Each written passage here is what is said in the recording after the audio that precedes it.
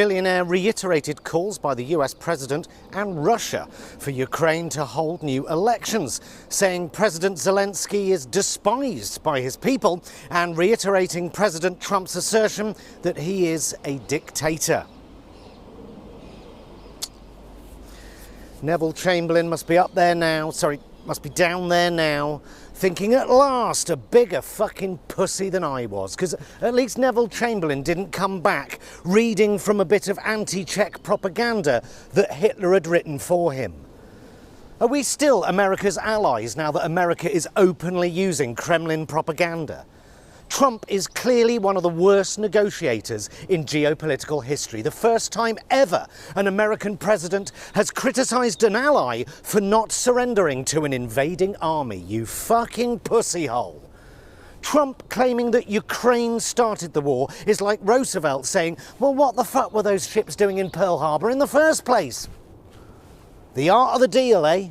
The great negotiator showed his hand after 2 seconds, showed the world that he'd been entirely captured by Kremlin talking points. Instead of at least pretending to be neutral so that he could get his Nobel Peace Prize, he immediately showed that he was openly hostile to one of the parties, and not the invader, the invaded.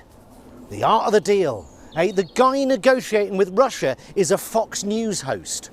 Although, what's the point of a functioning Defence Department if you're going to surrender to your enemy after just 1 month in office?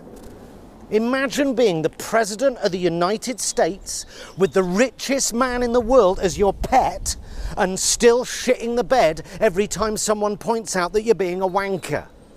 And you can tell that Trump doesn't actually think Zelensky is a dictator because his nose isn't nestled up Zelensky's anus whilst giving him a reach around like he does with real actual dictators.